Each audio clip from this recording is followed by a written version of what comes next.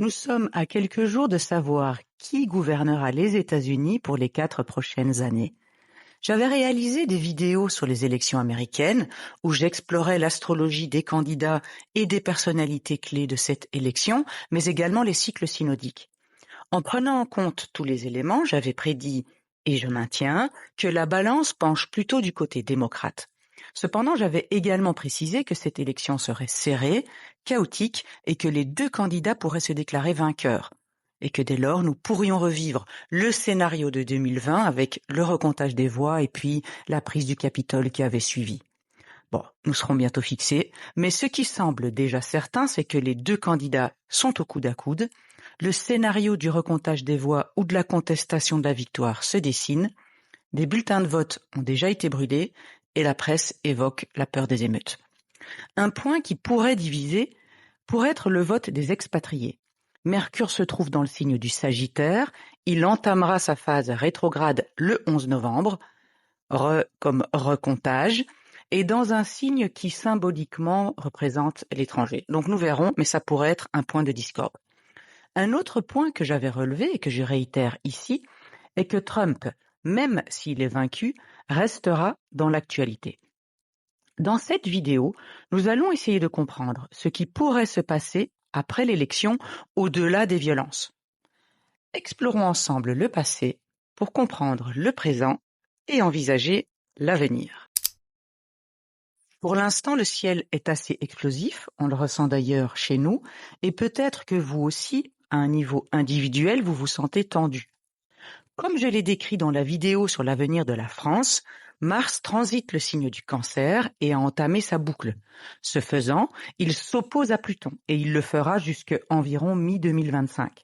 La période d'avril-mai 2025 est particulièrement intense parce que, au-delà de l'opposition que fera Mars à Pluton dans le ciel, Mars s'opposera au Pluton du thème des États-Unis et il transitera en conjonction le Pluton du thème de Donald Trump. Jusque-là, je ne vous apprends rien de neuf. Pour essayer de comprendre ce qui pourrait se jouer, nous allons nous pencher sur le thème du Parti républicain. Ce thème vient du livre de Nicolas Campion, qui a une collection absolument incroyable de thèmes. On voit dans ce thème d'emblée l'axe Gémeaux-Sagittaire qui est assez marqué et les questions de l'étranger et des voisins qui semblent être une des préoccupations de ce parti. Il y a dans le thème du Parti républicain des points un peu sensibles qui provoquent des drames. Les points du premier degré de Pluton et Saturne, les points au 11e degré, plus ou moins, avec les nœuds lunaires Neptune et Uranus, et le 27e degré avec l'ascendant, la Lune et Vénus. Aux États-Unis, de nombreux présidents ont été assassinés. Nous avons tous en mémoire Kennedy, qui était démocrate, mais je vais me centrer ici sur les républicains. Abraham Lincoln, James Garfield, William McKinley, et récemment nous avons vécu en direct une tentative d'assassinat contre Donald Trump. Abraham Lincoln a été assassiné alors qu'Uranus se trouvait au 26e degré des Gémeaux en opposition de Jupiter en aspectant la ligne d'horizon, donc l'ascendant, le descendant, la Lune et Vénus. Les nœuds lunaires étaient à 0 degré de l'axe Taureau-Scorpion sur le Pluton natal et Pluton se trouvait sur Uranus natal. En 1881, alors que Garfield est assassiné, il y avait le retour des nœuds lunaires, Saturne transitait l'Uranus natal et Pluton finissait son transit en opposition de Vénus. En 1901, alors que McKinley est assassiné, Uranus se trouvait sur l'axe des nœuds lunaires, Uranus était à 12 degrés du Sagittaire, réactivant les points chauds au 11e degré du thème. Et lorsque il y a eu la tentative d'assassinat contre Donald Trump, Jupiter se trouvait à 11 degrés des Gémeaux et Pluton au 1er degré du Verseau. Pluton retournera prochainement dans le signe du Verseau, il renverra alors de nouveau un carré au Pluton natal du thème, et plus tard, Gémeaux entrera dans le signe des Gémeaux et se placera sur le Saturne natal du thème du Parti républicain. Les périodes de juillet, août, septembre 2025 et mai 2026 pourraient être particulièrement mouvementées. Mais il y a plus grand que ça. Et pour le comprendre, nous allons nous pencher sur le cycle de Neptune et Pluton. Neptune représente l'illusion, l'irréalité, l'aspiration spirituelle. Neptune peut être lié à des concepts de mystère et de subterfuge, voire de manipulation. Sous son influence, il peut y avoir tendance à cacher la vérité, créer de l'illusion ou à manipuler la perception des autres.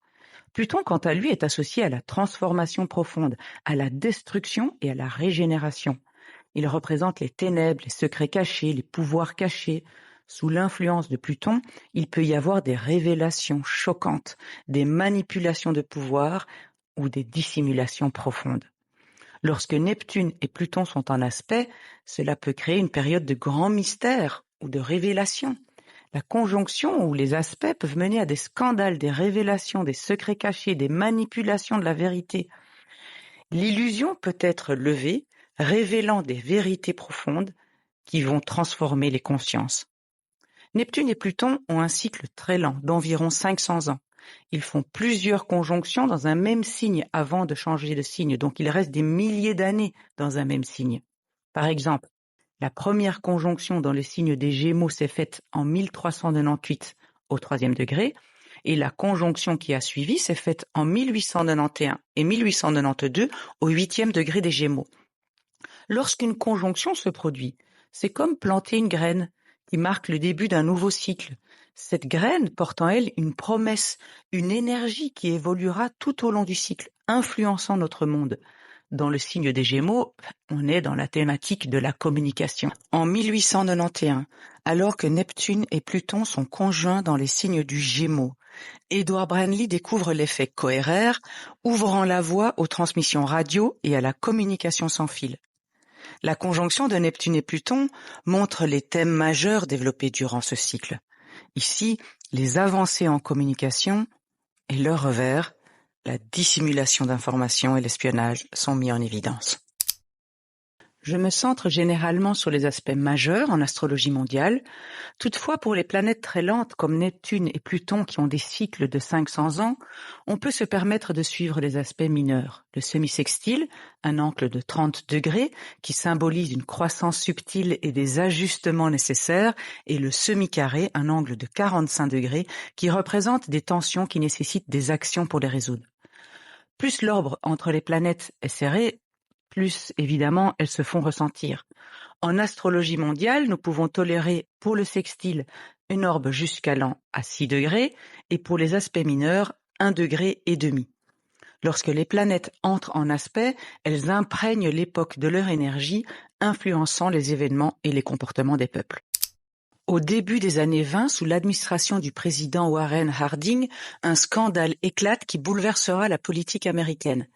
Albert Fall, le secrétaire à l'Intérieur, a secrètement loué les réserves pétrolières stratégiques du gouvernement à des compagnies privées, mais sans appel d'offres compétitif.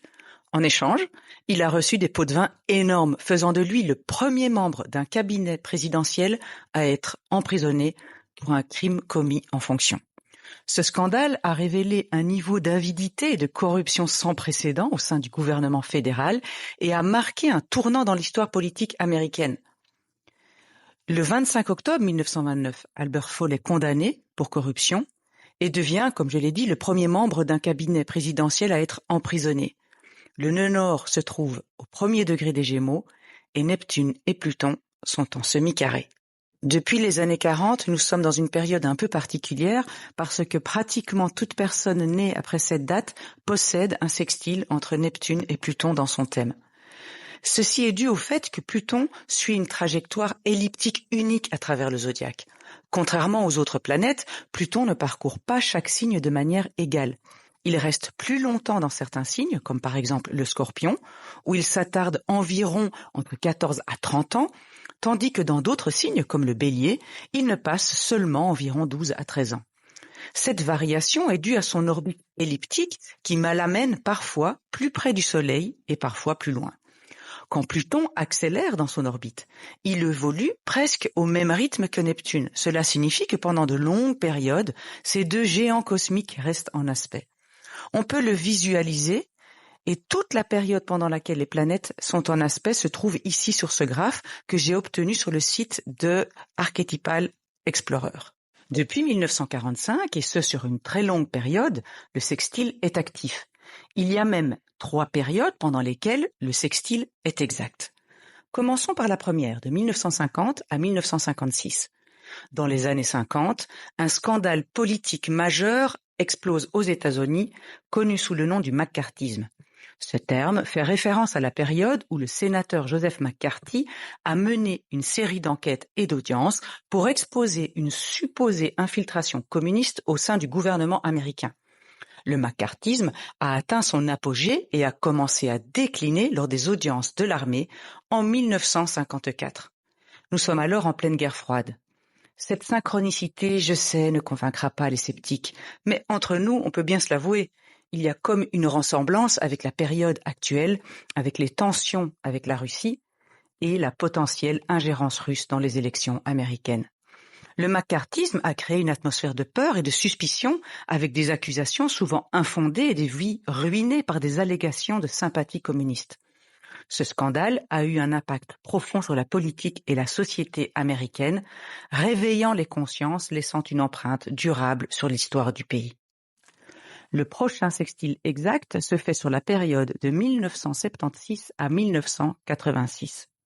Nous allons commencer l'histoire un tout petit peu plus tôt, alors que Neptune et Pluton sont à 4 degrés d'orbe et alors qu'explose le scandale du Watergate le 17 juin 1972.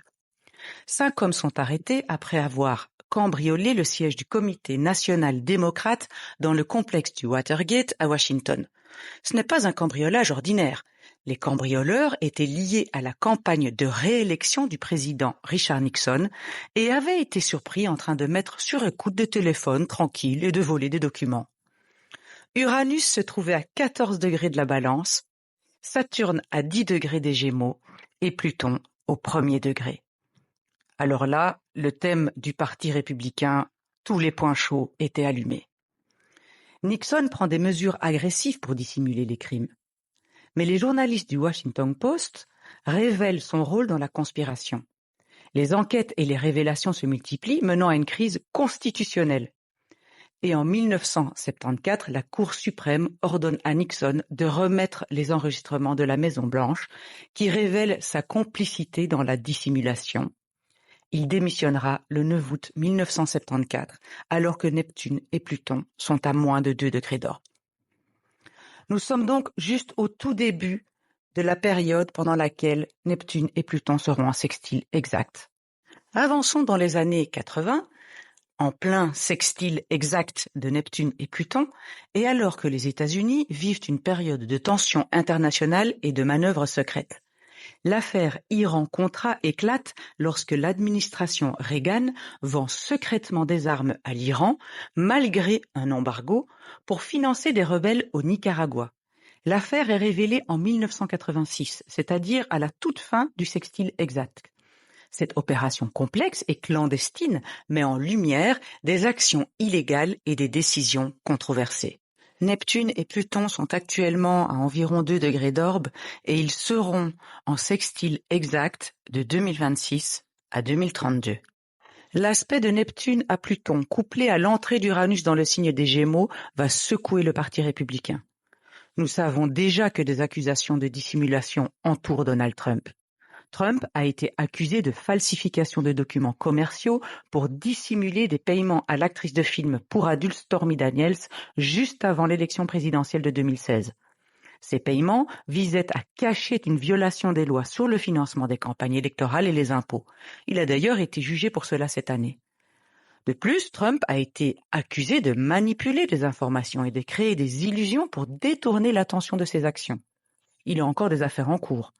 Trump est accusé d'avoir conservé des documents classifiés après avoir quitté la Maison-Blanche et d'avoir entravé les efforts des autorités fédérales pour les récupérer. Il est accusé de complot pour frauder les États-Unis en tentant illégalement de renverser les résultats de l'élection de 2020. Encore, il est accusé de fraude électorale en Géorgie, toujours en lien avec cette élection de 2020 en essayant d'influencer les résultats. Au-delà de ces affaires que nous connaissons déjà, on peut s'attendre à des révélations qui vont choquer, qui pourraient être liées à des écoutes, des documents cachés, des messageries, des caméras cachées et même des connivences secrètes en lien avec la Russie et la Chine. Et bien sûr, tout cela n'annule en rien la possibilité d'une nouvelle tentative d'assassinat à l'encontre de Donald Trump. Alors, retenez ces dates, car elles sont sensibles: juillet, août, septembre 2025 et mai 2026.